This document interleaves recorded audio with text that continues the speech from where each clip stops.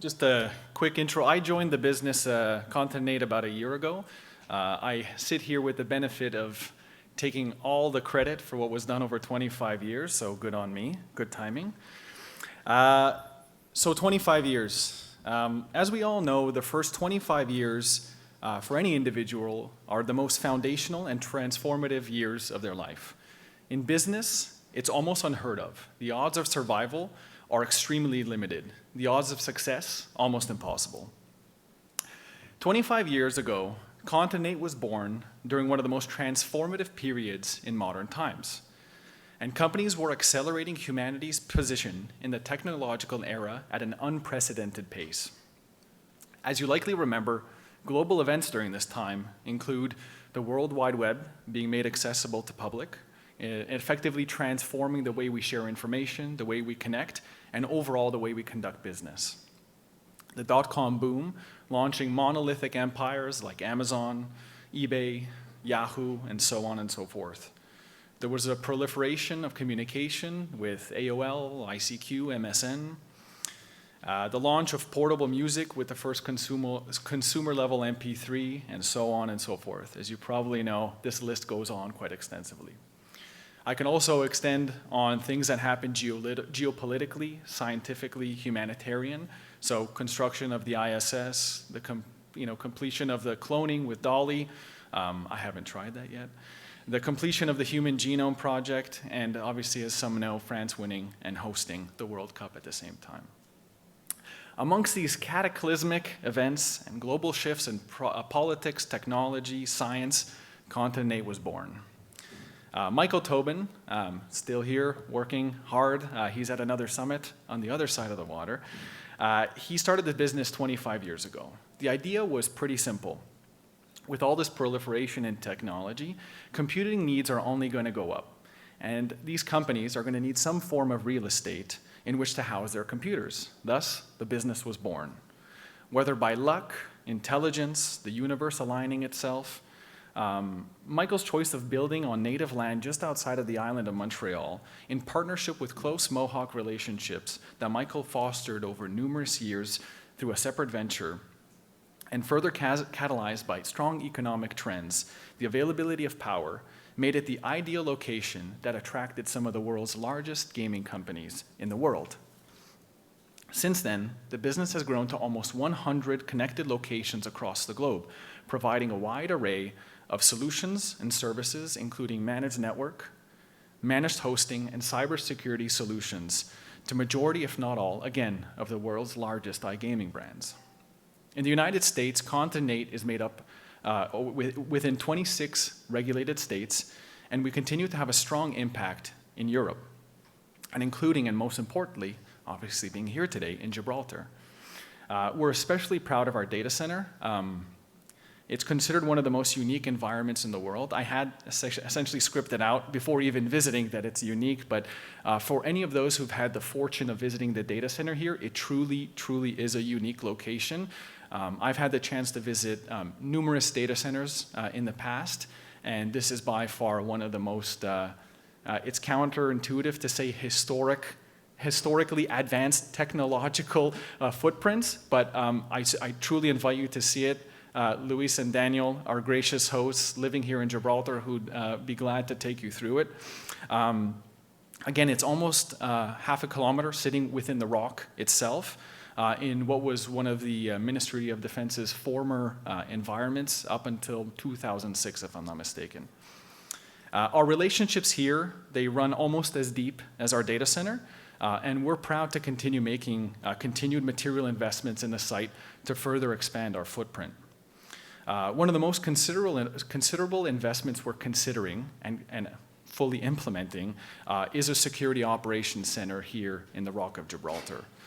This SOC is going to marry our leading technology, our state-of-the-art facility, and some of the world's best talent.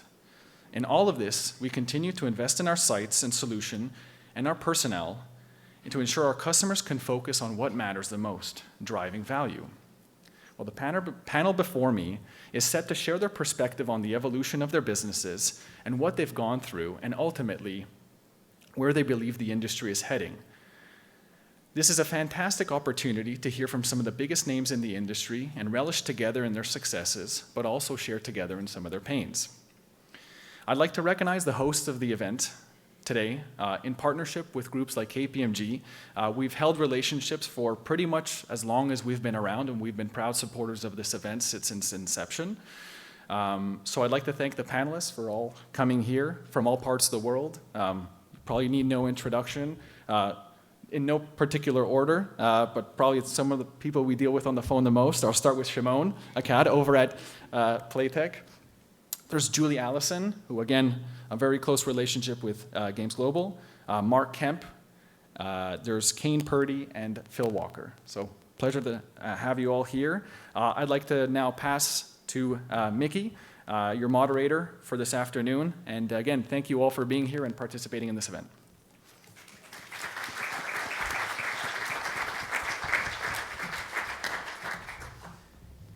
Thank you, Christian, and hello, panelists. I wasn't quite sure until we got to it that everyone was going to turn up, but you're all here. I should have known I could rely on you.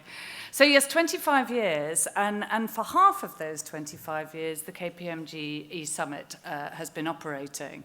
And as Christian intimated, there have been actually two constants in the KPMG Summit. One is that we've always closed with an operator panel, and quite a few of you have been involved in one before, but we have two new people to the operator panel, Mark and Julie, so thank you so much for doing this. And the other constant has been Continent 8 support. They have sponsored every summit report in every jurisdiction that we operate, summits, the Isle of Man, Malta, and Gibraltar, since we started in 2010. So for nearly half of their 25 years, they've been supporting KPMG e-gaming summits. So we're very grateful to them for that. But the industry has certainly changed quite substantially over those 25 years, and that's perhaps where I'd like to start. And if I start at the end, as it were, with Kane, what do you consider to be the area of greatest change? And what kind of change has that, or what kind of impact has that change had on your organisation? To my mind, the biggest change since I've been 18 years down here in Gibraltar with various operators. It's the customer protection overlay that's over our business now. So, you know, I think there's a few long-serving operators here that might remember a time where large customer losses were celebrated. The day following, you know, we've had a good day, and it's very different today. You know, we have to know every detail about the customer before we accept those sort of days. So I think if you're bolting on these overlays, then you've missed the message completely. You know, I think it's root and branch change through your product, your operations, to make sure that overlay actually works for the customer, the journeys are coherent, and the customers still have an experience that's enjoyable. So I'll take the easy answer on that one. And the rest of you, I'm sure, have reflections on this, because most of you have been involved in the industry for a very long time. Mark, you? Yeah, I think the catalyst for change, fundamentally, which Continent 8 was suggesting there, has been mobile. So I joined the industry about 12 years ago from the travel and leisure industry. But the history goes back to 98 in terms of telebetting, with the migration with Victor coming to Gibraltar, obviously. And I think, ironically, it is the phone that has changed everything over the last 25 years. Culminating, as Kane says, in a much more professional business, particularly around safer gambling and responsible gambling. But the mobile phone, for me, has driven a lot of the changes of the industry. It's driven globalization, it's driven mergers and acquisitions, it's driven the ability to manage data in a very, very different way over the last 25 years. Culminating at the moment on the start and progressing of a journey around safer gambling, but also around marketing technology that can be linked to that mobile journey that we've had. And I think we'll continue to see how the consumer world has embraced mobile over the last 12 years. Certainly, I think the first iPhone was 2008. The QWERTY BlackBerry, I think, was 2002. And 25 years ago, we were on the Nokia 3310. But the mobile device and how consumers have interacted with mobile has underpinned, I think, the change, a big change in the industry there has obviously been the global change for data, technology, and everything else. And I think the industry has embraced that and certainly tried to maximise that as much as possible in terms of its growth opportunities that have led to globalisation, mergers and acquisitions, as I say, and also marketing use of that data and technology, but also now a very positive consumer use of that data going forward. I think we're going in order here. I think regulation, to add to that, and as Mark is saying, technology. For Games Global, and for all of us, obviously we've had a lot of movement in regulation, and we continue to have more and more.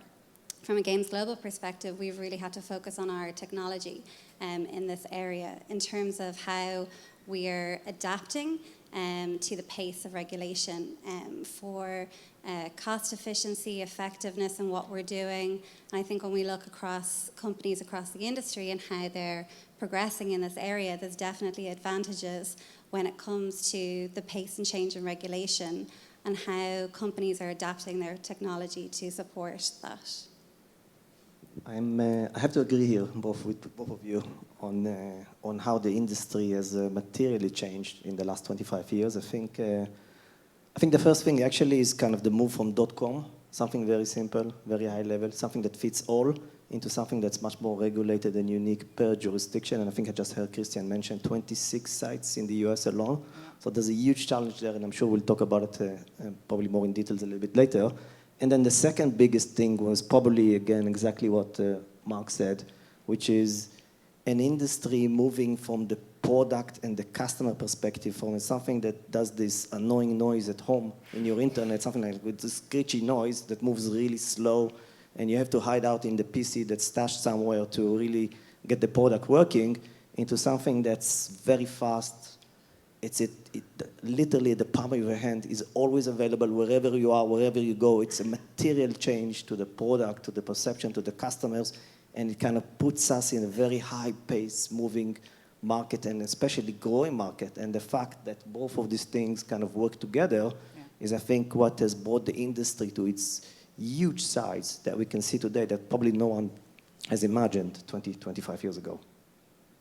Yeah, I have the privilege of being in a newly merged company that had a 90-year-old brand on the one hand that started off with no internet and only telephone betting much later, and the 888 brands which were invented in 1999 with Casino on Net. And so those two businesses, while they've ended up in a very similar place now, driven by technology and regulation, localization, and changes in consumer trends, it's been very interesting to see their journey over that time, how innovation in technology has driven the 888 brands forward. Whereas with William Hill, there's been a constant entertainment value of the product, but it's had to go through many years and many iterations of that technology. But I've been in the business 15 years, and the last 2 or 3 years have been the fastest change in consumer perception, consumer demand, and what they expect, whether that's because it's of smartphones, their expectation that everything is instant, everything is frictionless, everything is simple. And we now have an even bigger obligation, I think, to deliver those experiences to consumers in that way. And you could be a little bit more complacent 10 years ago or 20 years ago, but now consumers are the king. So that it's technology and regulation has probably changed the industry most, but what we need to keep pace with is consumer change. And I guess the very fact that I imagine there are some people young enough in this room to not know what Shimon is talking about when he talks about that screechy sound, but I remember it very well indeed. And yeah, the world has changed for the better in many ways, I think. Julie, and you didn't have a volume to that. So if you play at night, your parents will go like, "What's going on? What's the noise?" Julie, you referred to the pace of regulatory change, and I just wondered, for all of you, I can imagine that you know, if I look at the amount of discussion even today about different aspects of regulation, where regulation is going, looking both at new and emerging markets, but actually just trying to stay on top of established markets and the pace of change there. So I can imagine that keeps you awake at night. How do your organizations go about staying ahead of the curve on regulation? And that's open to anyone. For Games Global, I mean, we're a very new organization. When we were really structuring our business, we made sure to put market strategy really in the core and in the center. And that, for me personally, was very new in terms of the businesses that I had worked across previously. It wasn't the way we did it. but the need increases, so the need for understanding what's coming up, how to react to it, how to be ahead of it, is really, really critical. So those teams work very differently. They work in a way that we've got market leads, anticipating and responding, but we also have what we call boots on the ground, local knowledge, feeding that back in, and that's for existing markets, but it's also for markets that are yet to regulate, where it's really important to build those relationships, have that knowledge, so when we're ready for that, we're prepared. I think it sounds very easy, it's not, and a lot of work goes into it, because, you know, as we're saying, pace of regulation continues to increase. It's critical for our business. Yeah, I think from an operator point of view, we have an international business which is in 40 countries, but 10 of them are priority markets, and we've had to embrace that local approach to consumers and to regulation, and there is no substitute. I think Shimon talked about moving from global into a more localised way of working, so the organisation has to adapt to have those local teams, boots on the ground, people who really understand why the regulation exists, what's the spirit of that regulation, you know, how do we use that regulation to provide those great customer experiences, and that's very difficult to do in a one-size-fits-all way. And so I think even now our organisation is continuing to shift towards a more local model from that global model because we can see the utility it provides. Yeah, I'll agree basically with what both Julian and Phil are saying there, but I think having flexibility within your organisation as well, and when we talk about localisation, getting down to platform level as well, not just, there'll be more mature regulated marketplaces that you'll need to have the all singing, all dancing platforms on there with lots of modules in there that you can drop in and pull out. But you need flexibility in some of the, as your pre-regulated marketplaces or the marketplaces in early regulation. You need to have flexibility with your platforms, your products, your offerings.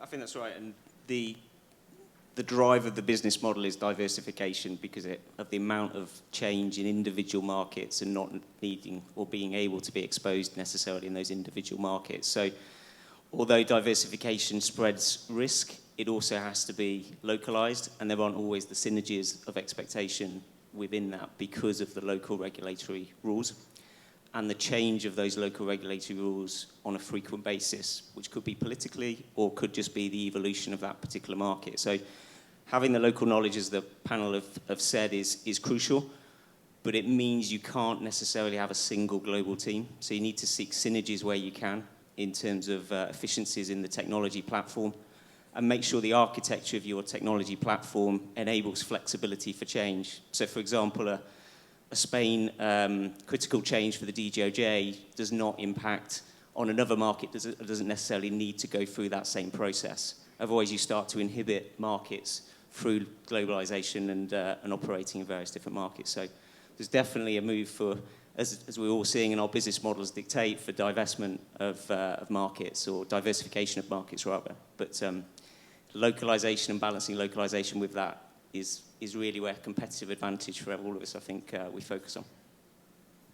And just before we move away from regulation, I suppose another of the themes that's come out, particularly as we've looked across different jurisdictions and the approaches that different regulators are taking, is that there seems to be this sort of conflict or tension when it comes to finding the right balance between oversight, regulatory oversight, but versus consumer choice. And I wonder how you navigate that as suppliers and as operators in kind of towing the line between those two poles. It's very different by market, I think, and we're often dictated to in some ways in terms of that certainly minimum regulatory requirement.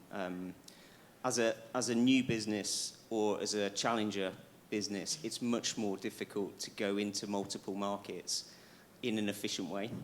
So, for example, we operate in Spain, Italy, the UK, and shortly Germany, all with very different regulatory regimes and all with needing very different regulatory focuses in order to be compliant, in order to be positive for the consumer choice. Also, in our business, we're operating with MediaCo as well, and the regulator for media. So you've got a media side regulator as well as a gambling and betting regulator.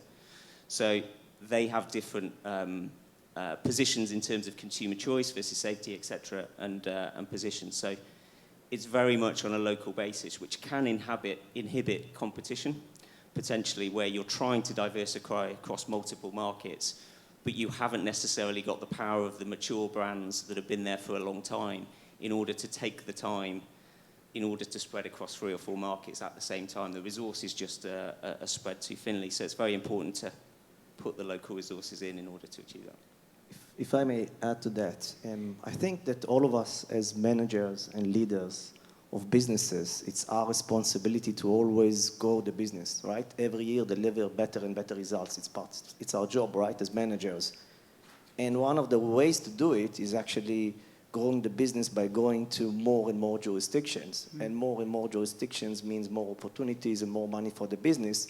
On the other hand, you get along the challenge that Mark exactly mentioned, and exactly for me, for us as a B2B, is how do you make sure that you can actually support all those new jurisdictions, because all of them would come with some kind of a different requirements, and then it comes down to the platform and how smart it is, how agile it is, how efficient it is to allow you to expand faster than your competitors.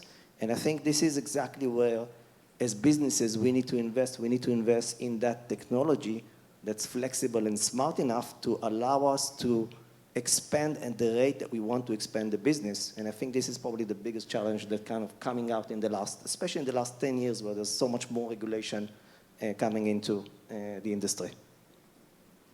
I think I would just also add to that for Shimon saying, you know, there's obviously a huge amount of consolidation in our industry, and as we were talking about platform and technology, and you know, making sure that that can really support in terms of the advantage of market expansion.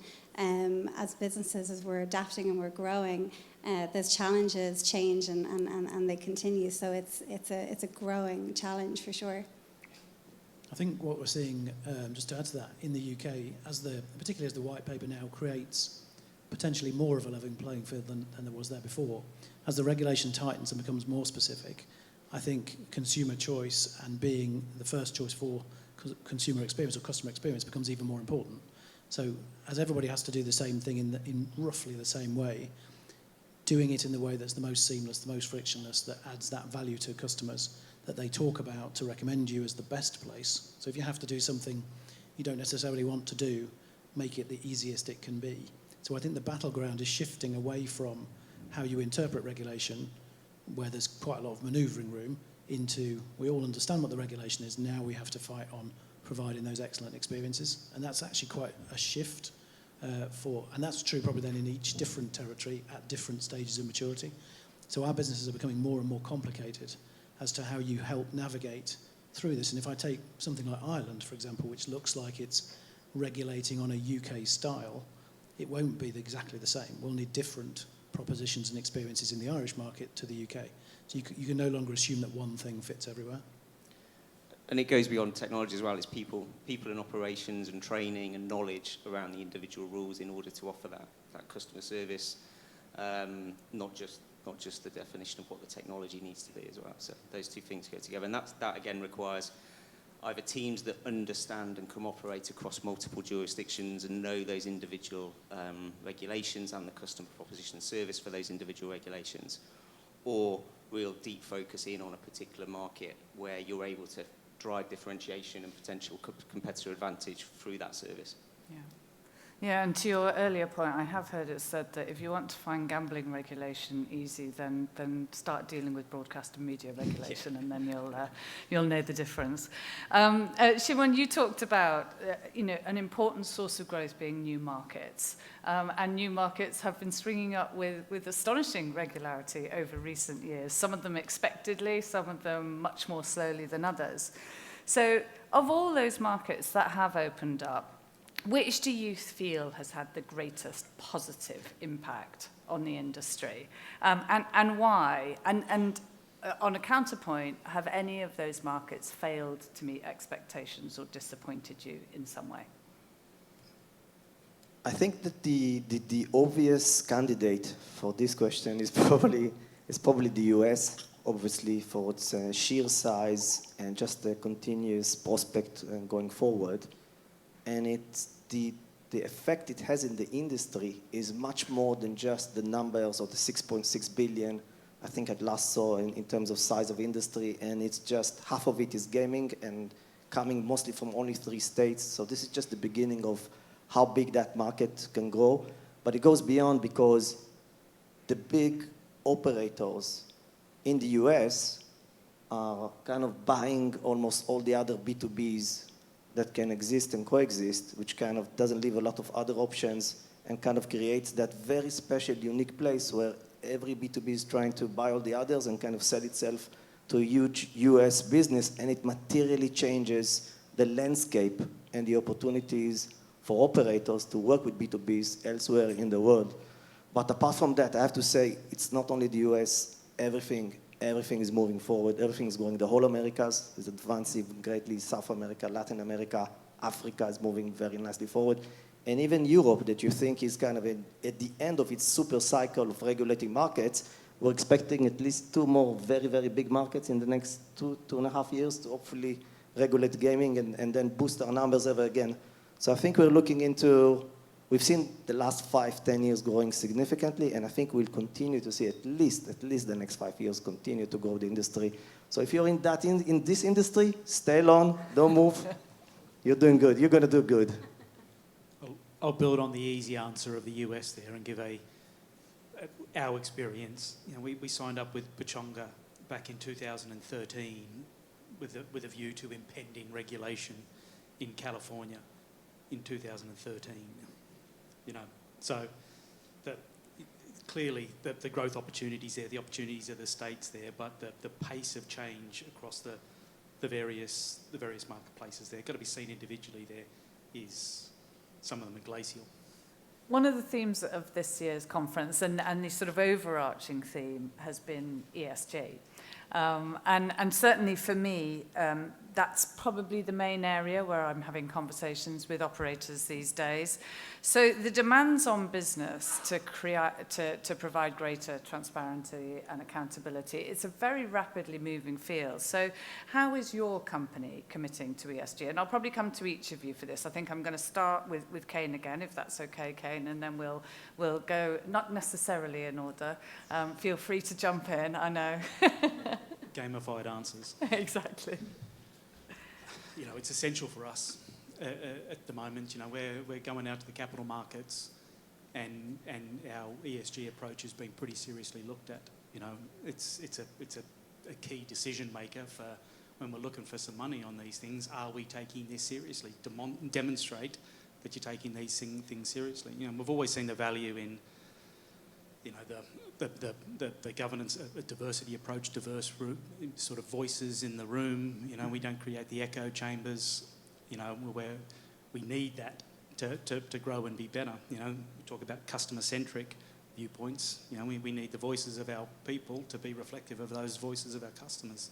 So we're delivering that. So, you know, it's a non-negotiable these days and part of the fabric of our business. Yeah, agree. I think as a new business, it's starting off on the right track and making sure that it's embedded at the very start. And it might not be as structured as some of the larger businesses or organisations or more mature organisations, but the management culture, most importantly, is there at the start to then build on in terms of the strategies. And I think as you go forward, as you then need funding, etc., and the position of the capital markets, just makes it important that you've got a track record of doing it over the long term, not the short term. Yeah, I think we'd probably all envy you that a little bit. The opportunity to inculcate that culture right from the start is a really nice opportunity to have, I think. Phil? Yeah, and I think we taking effectively 2 strategies and merging them together has given us an opportunity to be a kind of a startup in that sense, so to refresh the thinking and bring together 2 quite different cultures and quite different approaches into something that's more than the sum of the parts. So I think that's certainly helped, and I think the other benefit that William Hill has anyway is the 7,500 colleagues and lots of physical premises. So looking after the planet and sustainability has been a priority for a number of years, and being able to become carbon neutral in our retail estate, you know, has made a big difference. Our people are very proud of it, something as a big marker. So I think what we've been able to do is take those things from the historical position, post-merge, and now merge into something more powerful, but it's certainly front of mind. We talk about it on a monthly basis throughout the management teams in every division. The board are far more active in driving change and challenging how far we can go. So not just a tick box exercise or something that's conservative. Actually try to be a bit bolder and try to make statements that are a bit more far-reaching, a bit more aspirational, and then aim for them, obviously. And we've found that by being a bit more aspirational and setting a bit longer-term targets, we are making more progress. So momentum has improved by being bolder and a bit more almost commercial about it, if you like. Yeah. Yeah, that's really good to hear, because I did, someone very senior and very well qualified in the industry recently reflected to me when we were talking about ESG assurance, because obviously a lot of the work we're doing is in that area as there's more and more of a requirement, especially in Europe, but it's going to expand very quickly, to be able to report your progress on ESG. And the person I was speaking to reflected that there is a danger that boards then start to focus on what can be quantified, as opposed to thinking what really drives positive outcomes. And so you're right, Phil. You know, I think you've got an interesting opportunity there to really get people to focus on what matters. And it is, I mean, that very conversation is, does take place, so you need to be realistic if you set such stretching targets that are so long-term, can't be measured. I think people, teams, colleagues start to lose faith in that. Yeah. So that there needs to be a blend, I think, between the level of ambition, and some quick wins and some significant wins that can be measured. And if we get the balance right, I think we're trying hard to get it right, but we can always improve. I think that makes the difference. So the combination of boldness with measurability. Yeah. And it wouldn't be me if we didn't focus in a little bit more on one aspect of ESG, which is diversity and inclusion. And of course, we reflected on this. Some of you were with me yesterday as we were reflecting on the progress that we're making and the progress we still need to make as an industry, but also a wider corporate environment. So I guess I've been party to many discussions since KPMG started the We All Want to Play initiative in 2016. But one of the things that I and others were keen to point out yesterday is that the progress to really concrete change has been really slow, not just in this industry, to be fair, but what do you think it takes to drive positive, lasting change in the area of inclusion and diversity? And what are the pitfalls we need to avoid? I think it's got to move from best endeavours to a corporate strategy, quite frankly. So building on what sort of Phil said there in terms of making it commercial almost, where you have clear objectives within the business, you have clear strategy and tactics that support those objectives, and you then have clear measurement of those outcomes.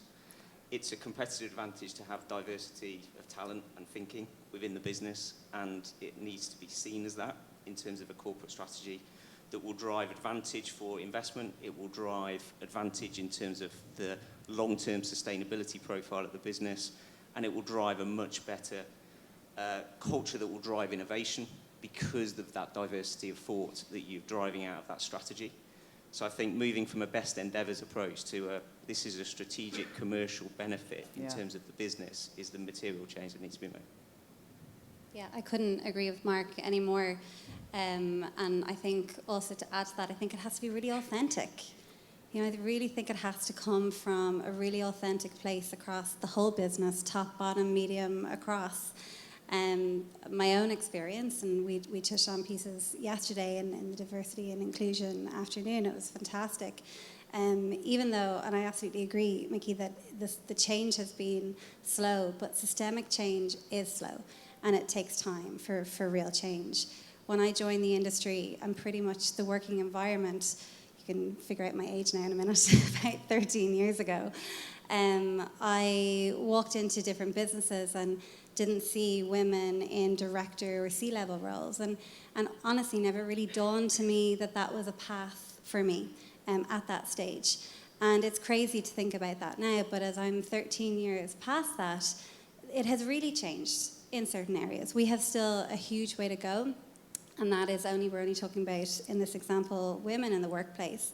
We have a huge way to go for the wider diversity and inclusion conversation and topic. But exactly like Mark said, I think we need to measure it. We need to hold ourselves accountable. And for me, I think it really needs to come from an authentic place. So for me, it started with my daughter. Back then, I think she was about 15 and a half. She's now 18. And she came to me and she says, Dad, I just realized you're a manager in a big company. what do you do to make sure that there's equality for women in managerial roles? And I was just having conflicts with my younger boy, and I'm like, we're looking at each other, and that's when you get that, personal commitment, because then you go to work, and then you say, you know what, we're doing good with the business, and we have the privilege and the duty, but definitely the privilege, to make sure that we also make this world a little bit better. And by the way, when you do DEI better, you will get the business to do better, because when you look at those mixed teams, you see that eventually they are better, they are more resilient, they are smarter, they are much more creative. You will see things working better for the longer term. We've embarked on a 5 years plan that actually comes with those tangible, committed milestones that I've committed. So far, I'm happy to say that we've met all of them and kind of even exceeded them, but it is a slow change. It's something that starts with a lot of awareness. And doesn't matter how awareness comes to you. Again, to me, it came on a breakfast with cornflakes, but however it comes to you, you need to realize this is the right thing to do. It's our responsibility to do it, but actually it's our privilege to do it. And it's one thing that I know that if we can achieve all those goals that we've put ourselves, I will be very proud of it. And I think, Mark touched on talent before and how difficult it is to get talent. And I think this is now, it has definitely become something that candidates for our business want to talk about. What are you doing? What have you done? What will it feel like for me when I join your company?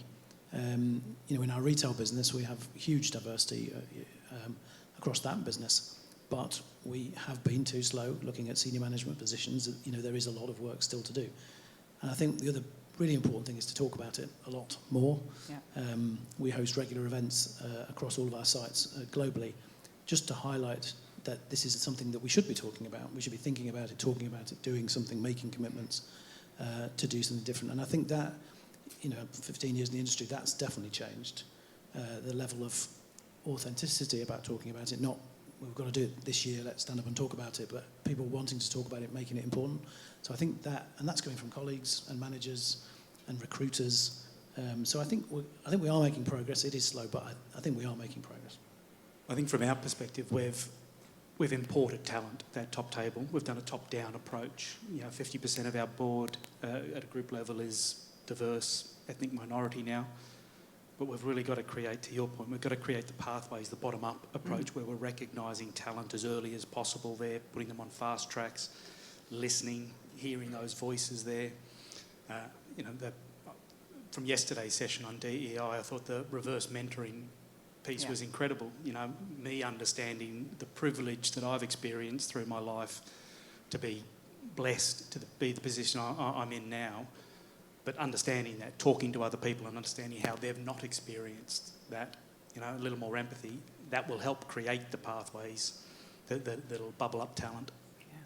Couldn't agree more. And if we manage to build a better world, you guys have to operate across all of it. So as a truly global sector, that comes with its challenges. So how do you navigate those challenges of operating as such increasingly global organisations? I think I used the phrase globally local before to talk about commercial businesses and business units and brands in a particular market, but I think that also applies to campuses around the world. We have 16 campuses around the world. Each one has a unique culture and unique values, and we need to cherish those values. At the same time, I think as a newly merged company, we need to have our own identity that's, if you like, top down, but something that we can share. So I think trying to embrace both the local uniqueness and having a red thread or a core that matters to everybody is the balance we're trying to strike. But again, it takes work, it takes a lot of thinking, and it's very easy to apply my kind of Gibraltar campus view to our Sofia office or Tel Aviv office or New Jersey office. So I think training yourself, disciplining yourself not to expect the same thing everywhere, except perhaps that common core of standards that you're prepared to stand behind. Yeah, I think it's been a tough nut for us to crack as well. Blending a land-based American culture with a pretty fast-paced legacy gamesys culture, that's been really, really difficult for us. And I think we've not got the right points yet from a central that we can. So we've ended up with a lot of local cultures dotted around without that overlay yet of what it means to be part of Bally's. So I think that's a real challenge. It's a point that we're taking quite seriously at the moment to see what do we represent.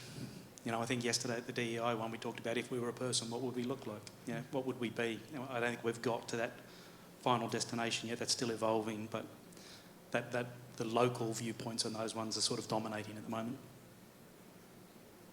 I think strong leadership in each of the local markets is really important because it joins everything together. So if you've got a strong leader that's operating in that market, they will do it their local way. They're the local expert in doing it, but they can interpret effectively what that means then to the wider organisation or the wider brand. So having that local leadership in place and putting those people in place, I think is absolutely crucial to being able to achieve it. That balance between local and global, and is also incredibly motivating as well and stimulating for you when you talk to an Italian leader versus a Spanish leader versus a German leader, etc., etc. They run their businesses in different ways with their different cultures, and that's fantastic. You know, and you can learn from each one of those as well in terms of the overall business, which is great. I'm going to just kind of take the question in a separate way as well, because of course it's very similar for Games Global operating in that way with similar challenges that are, you know, quite challenging. But for a business in terms of a supplier in the industry, our operators are obviously very global as well.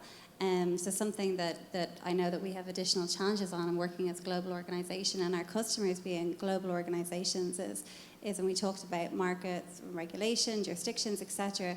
But even, you know, adapting your product, adapting your customer relationship strategy, your commercial approach, etc. globally is something that you need to understand from a local perspective. But like we're saying, bringing that together from a global perspective as well.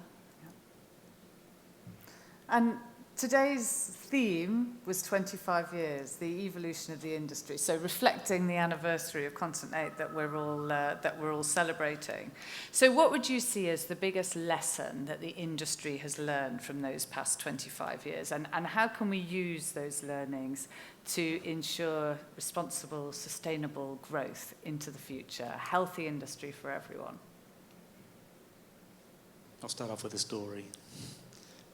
When I first came to Games, Bally's, I had a brandy with Noel Hayden, sort of an industry legend. And the line that resonated with me was, "We're the good guys and we'll win in the end."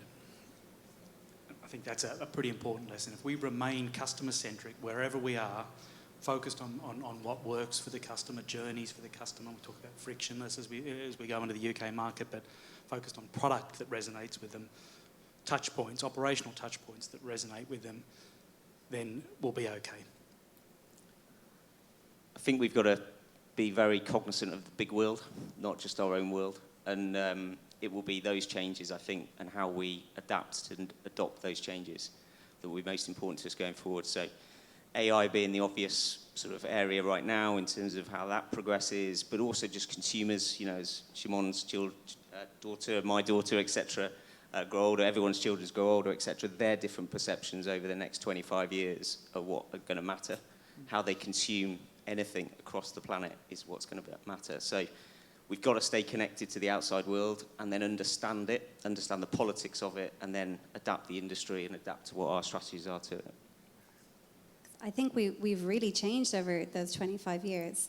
I remember sitting in a room about 10 years ago or more where people were talking around mobile and people going, well, it's probably, I mean, it's going to be important, but it's not going to really take over, as we called it, desktop, you know, at the time. And I think, I mean, for me, one of my biggest learnings is that flexibility and the openness. And I think we've really learned that change comes at a pace and it only continues and continues. So I think conversations we're having now versus 10 or 25 years ago, we're a lot more open to understanding on what all the possibilities could be and how we're going to achieve them.